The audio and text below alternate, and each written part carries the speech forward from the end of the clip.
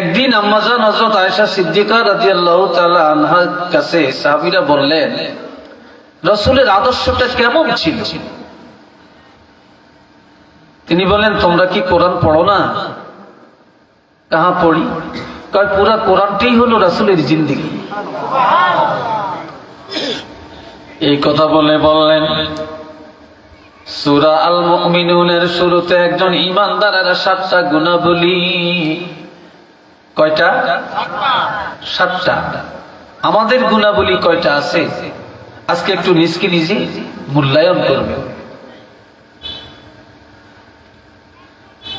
এই সূরা আল মুমিনুনের 10টি আয়াতের মধ্যে যে গুণাগুণ আল্লাহ বর্ণনা করেছেন, এই গুণগুলি সব রাসূলের চরিত্রের মধ্যে আছে।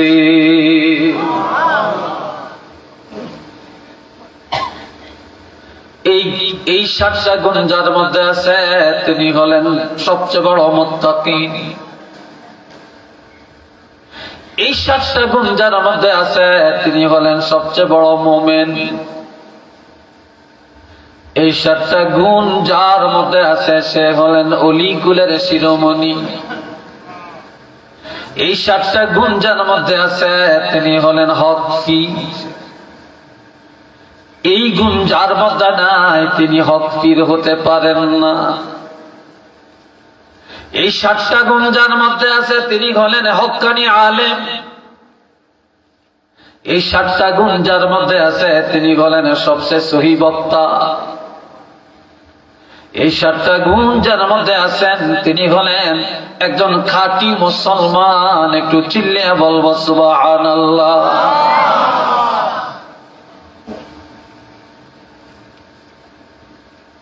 এই 7টা গুণ বর্ণনা করার আগে আরো কিছু বর্ণনা আমার আল্লাহ করলেন সূরা বাকারার মধ্যে। الذين يؤمنون بالغيب ويقيمون الصلاة ومما رزقناهم ينفقون।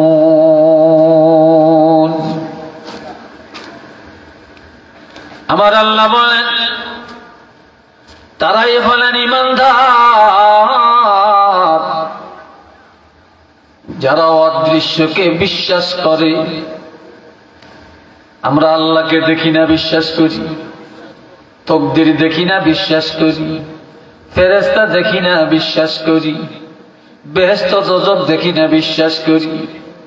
আসমানি কিতাবগুলো বিশ্বাস করি।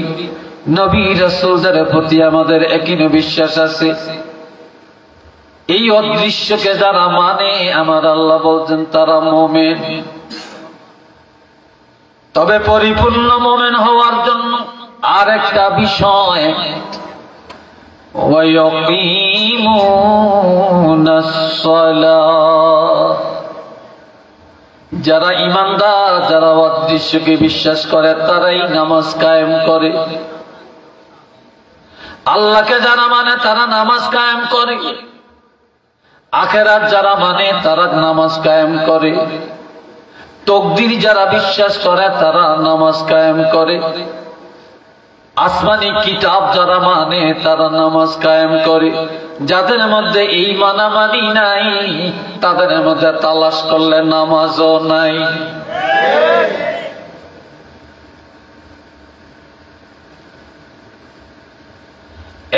এরপরে নামাজি পরিপূর্ণ হওয়ার জন্য আরেকটা বিষয়, وَمِمَّا رَزَقْنَاهُمْ يُنْفِقُونَ।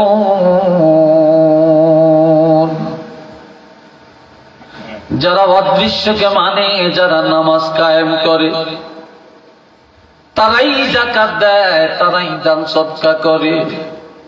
নিরহংকার ভাবে তারাই মসজিদ করে, মাদ্রাসা করে, মুক্তব করে, মাহফিল করে, সমাজ কল্যাণে অর্থ ব্যয় করে। অসহায় গরিব মিসকিন বিধবার পিছনে তারা অর্থ ব্যয় করে।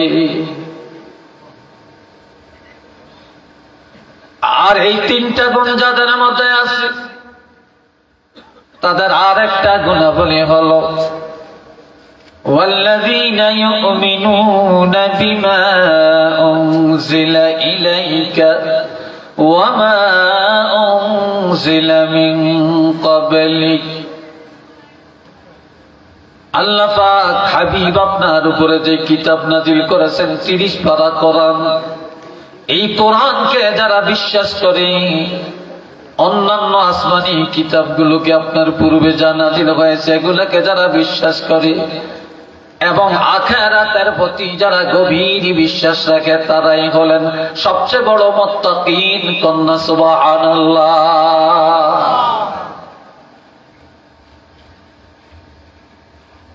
এখন আসেন, এই ঈমানের আইটেম বললাম। এখন আপনি যে পরিপূর্ণ ঈমানদার, ওয়াজ শুনলে ঈমানদার হয়ে যাবেন, নামাজ পড়লে ঈমানদার হয়ে যাবেন, দান করলে ঈমানদার হয়ে যাবেন। এবার আরো কিছু গুণ আল্লাহ বলছেন, একটু শুনেন। আমার কথা বুঝেন তো? হ্যাঁ, যুবকরা বুঝছেন তো? তবে অনেক যুবকরা বেশি গরমও আসায়, বুঝছেন? তবে গরম তো জীবন ভরেই শুনছেন, আজকে একটু ঠান্ডা শুনেন। إنما المؤمنون الذين إذا ذكر الله وجلت قلوبهم, নিশ্চয়ই যারা পরিপূর্ণ মুত্তাকিন, যারা ঈমানদার,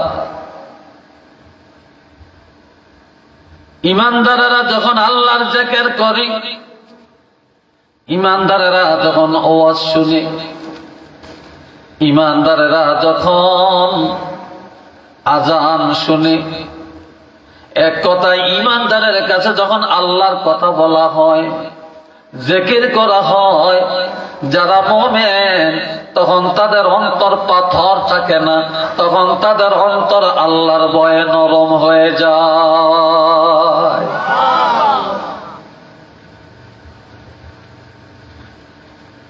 দুই,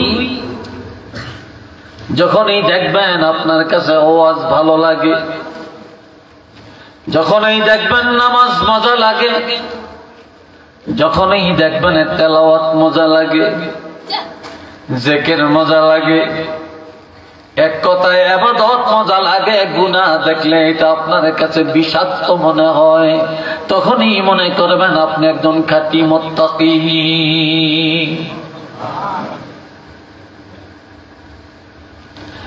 এরপরে وَإِذَا تُلِيَتْ عَلَيْهِمْ آيَاتُهُ زَادَتْهُمْ إِيمَانًا, মুমিন যখন কোরআন তেলাওয়াত করেন, মুমিনের কাছে যখন কোরআন তেলাওয়াত হয়, তখন তাদের ঈমান তাজা হয়ে যায়, মুমিনের ঈমান বেড়ে যায়, ঈমানের শক্তি বেড়ে যায়। লাইটের মধ্যে যখন চার্জ দেয়, এটার আলো অনেক দূরে যায়, চার্জ যখন কমে যায় তখন হয়তো অন্ধকার হয়ে যায়, তা না হয় আলোটা দূরে যায় না, একেবারে নিভু নিভু আলো থাকে। গুনাহ করতে করতে ঈমানদারের ঈমানের পাওয়ারটা কমে যায়, আর ঈমানদারেরা যখন বেশি বেশি কোরআন তেলাওয়াত করে, তখন ঈমানের চার্জ বেড়ে যায়, ঈমান তাজা হয়ে যায়।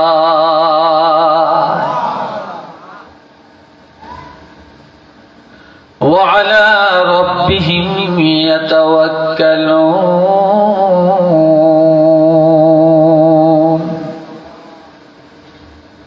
ঈমানদারেরা কাউকে ভরসা করে না, ঈমানদার কাউকে ভয় করে না, ঈমানদার কারো উপর তাওয়াক্কুল রাখে না, ঈমানদার ভরসা রাখে আল্লাহর উপরে, তাকওয়া রাখে আল্লাহর উপরে, সাহায্য চায় আমার আল্লাহর কাছে। ঈমানদার কোন নেতার উপরে ভরসা রাখে না, ওসির উপরে ভরসা রাখে না, সরকারের উপরে ভরসা রাখে না, মন্ত্রীর উপরে ভরসা রাখে না, ইমানদার উঠা বসা চলাফেরা খাওয়া দাওয়ায় সব সময় আমার আল্লাহর উপরে ভরসা করে চলে, আর যাই করে আল্লাহর সন্তুষ্টির জন্য করে, যাই করে আল্লাহর উপরে ভরসা করে করে। একটু চিল্লে বলবো সুবহানাল্লাহ।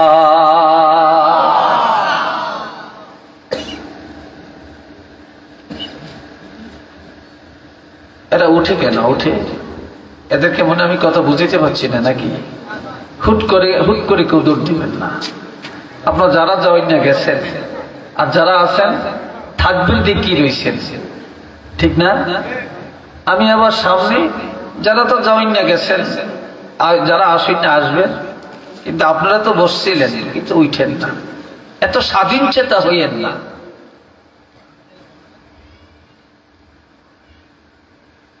এখন আমার আল্লাহ বলেন আল্লাযীনা ইয়াকিমুনাস সালাহ, তারাই ঈমানদার যারা নামাজ কায়েম করে।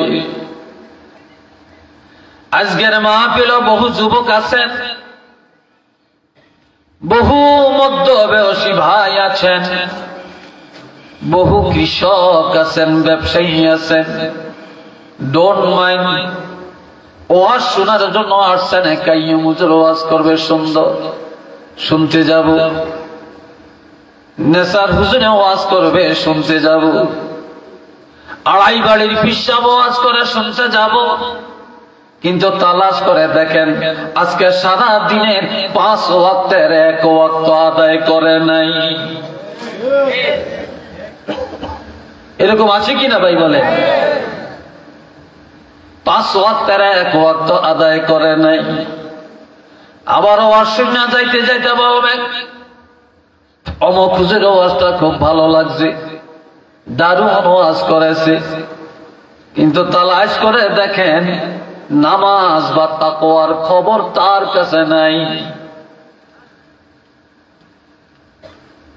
ওয়া মিম্মা রাযাকনাহুম ইউনফিকুন, যারা তাকওয়াবান, যারা মুত্তাকিন, যারা ঈমানদার, তারাই আমি আল্লাহর দেওয়া সম্পদ আল্লাহর পথে কোরবানি করে।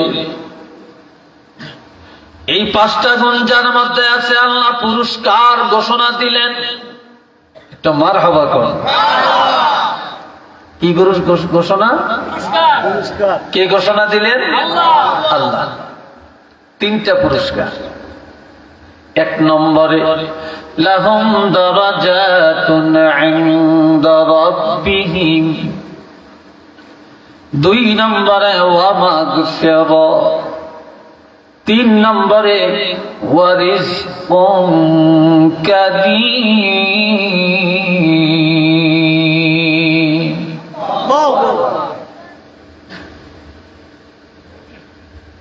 যারা মুত্তাকিন, যারা আল্লাহর ওলি, যারা বুজুর্গ, যারা আল্লাহওয়ালা, যারা ঈমানদার, আমার আল্লাহ বলেন লাহুম দারাজাতুন ইনদা রাব্বিহিম। এই মুত্তাকিন বা আল্লাহওয়ালা ঈমানদারকে আল্লাহর দরবারে আল্লাহ তার ইজ্জত বাড়াইয়া দিবেন। আল্লাহর দরবারে আছে ইজ্জতের ব্যবস্থা, সম্মানের ব্যবস্থা। তাফসীরের মধ্যে আসছে ঈমানদার মুত্তাকিন ওলি আল্লাহ যারা, তাদের জন্য রয়েছে আল্লাহর দিদারের ব্যবস্থা। তাদের জন্য আল্লাহর দিদারই নয়, তাদের জন্য রয়েছে রাসূলে পাকের দিদারের ব্যবস্থা।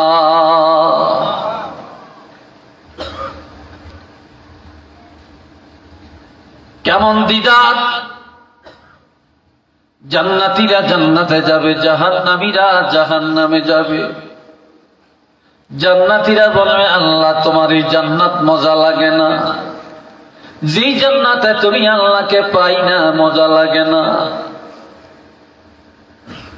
তখন একদল ফেরেশতা প্রচার করবে আল্লাহকে যদি দেখতে চাও জান্নাতের প্রথম দরজায় চলে যাও। দৌড়ে সব সেখানে চলে যাবে, গিয়া দেখবে বিশাল একটা প্যান্ডেল, চমৎকার একটা স্টেজ। ওই স্টেজে আমার আল্লাহ আসবেন সভাপতি হয়ে, আর আমার নবী আসবেন প্রধান অতিথি, আসন অলঙ্কিত করার জন্য। আর সমস্ত নবীরা হবেন বিশেষ অতিথি, আর সমস্ত জান্নাতীরা হবেন শ্রোতা। তবে আমাদের নবীর উম্মতেরা থাকবে একেবারে সকলের আগে।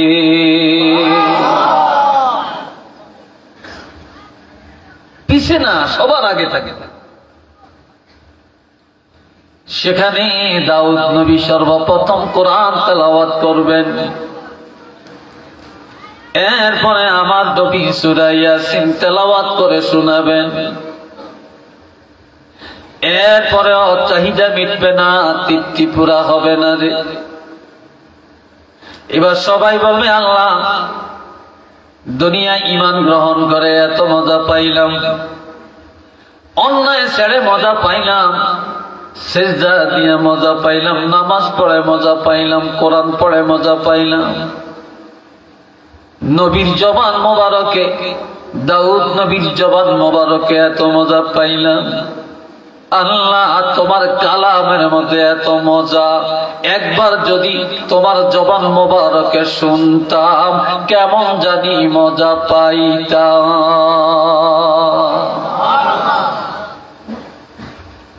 তখন আমার আল্লাহ সূরা আর রহমান তেলাওয়াত করে শোনাবেন। আল্লাহু আকবার বলেন না। এরপরে তেলাওয়াত শোনার পরে সব বেহুশ হয়ে যাবে, কুদরতি হাত বুলাবেন, জ্ঞান ফিরে আসবে। নজর করে দেখবে স্টেজও নাই, নবীও নাই, আল্লাহও নাই, কিন্তু আল্লাহর দিদারের তৃপ্তি এখনো মিটাতে পারে না। এই সময় নজর করে দেখবে প্রত্যেকটা জান্নাতের দুই পাশে দুইটা পাখা। বলবে তোমরা উড়াল দাও। মঙ্গলবারের সকাল বেলায় জান্নাতে উড়াল দিবে। বেলা ডুবে ডুবে সময় জমরুদ পাথরের একটা রেস্ট হাউসের মধ্যে বসবে, আর আমার আল্লাহ ফেরেশতাদেরকে বলবে এরা আমার মেহমান, এরা কষ্ট করে উড়াল দিয়ে এখানে রেস্ট নিচ্ছে, তাদেরকে এক গ্লাস করে জান্নাতের শারাবান তাহুরা পান করায়া দে।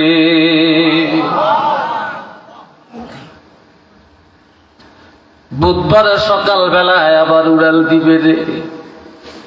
বেলা ডুবে ডুবে সময় একটা ইয়াকুত পাথরের রেস্ট হাউসের মধ্যে বসবে। আমার আল্লাহ বলবেন ফেরেশতারা রে, আমার এই বান্দাগুলোকে এক গ্লাস করে জান্নাতের মধু পান করায়া দে। এটা আলহামদুলিল্লাহটা, সুবহানাল্লাহটা আরেকটু জোরে বলা যায় না? কি আরেকটু জোরে?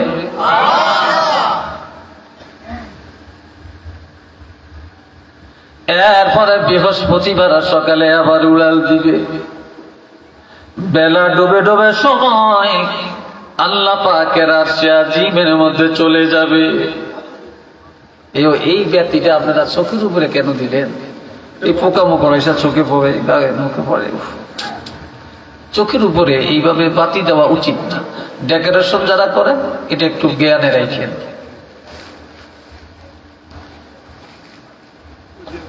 আল্লাহ কষ্ট হচ্ছে আপনাদের? হ্যাঁ,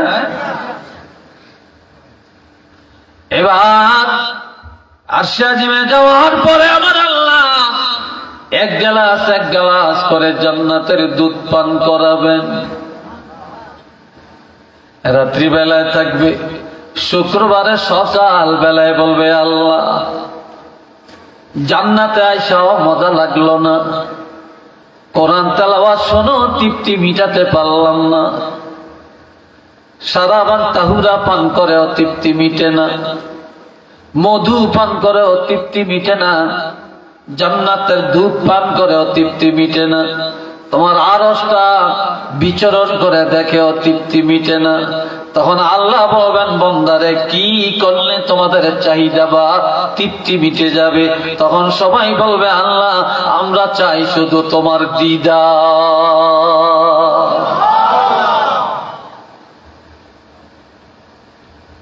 তখন আল্লাহর বান্দার মাঝখানে একটা নূরের পর্দা, আড়ালে দাঁড়াইয়া আমার আল্লাহ বলবেন, বান্দারে তোমরা আল্লাহরে দেখছনি? কয় না। আল্লাহরে চিনুনি? কয় না। তবে কেমনে বিশ্বাস করলা? আল্লাহ আমরা নবীদের কাছে শুনছি, ওলিদের কাছে শুনছি, আলেমদের কাছে শুনছি, কোরআন হাদিস পড়ে আমরা বিশ্বাস করেছি। তখন আল্লাহর বান্দার মাঝখানে যায় নূরের পর্দাটা, আল্লাহ এই পর্দাটা ফেলে দিবে, সরে যাবে। এবার আল্লাহর বান্দা ডাইরেক্ট হয়ে যাবে। এখন আল্লাহ দুইটা কুদরতি হাত বাড়াইয়া দিয়া আল্লাহ পাকের সবগুলি মুত্তাকিন জান্নাতি বান্দাকে টান দিয়া আল্লাহর কুদরতি বুকের মধ্যে জড়াইয়া নিবে।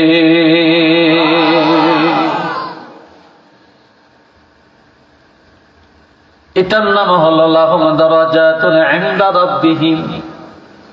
আল্লাহ দরবারে তাদের দিদারের ব্যবস্থা। উচ্চ আওয়াজে বলেন না আলহামদুলিল্লাহ।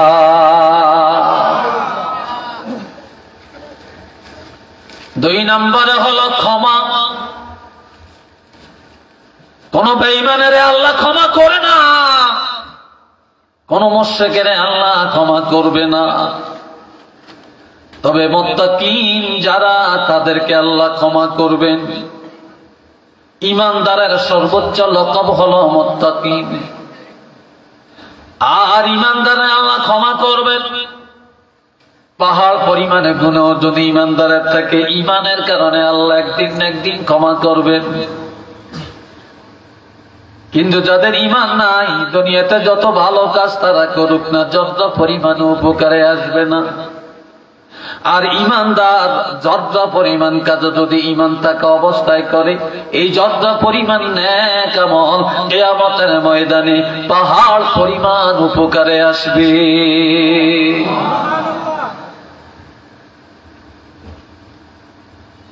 আর ক্ষমার কোয়ালিটি হলো কয়েক প্রকার। প্রথমত, নেক আমলের দ্বারা আল্লাহ ঈমানদারের গুনাহ ক্ষমা করবেন। দুই নম্বরে, তওবার দ্বারা আল্লাহ ক্ষমা করবেন। তিন নম্বরে, মৌতের আগে কঠিন একটা রোগ দিবে, মরণের আগে কঠিন একটা মুসিবতে পড়তে হবে। এই কঠিন রোগে সাজা দিয়ে আমার আল্লাহ এই রোগের কারণে আমার নবীর উম্মতের কিছুটা কষ্ট দিয়া, গুনাহ মাফ করিয়া, ক্ষমা করাইয়া কবরের মধ্যে নিয়ে যাবে।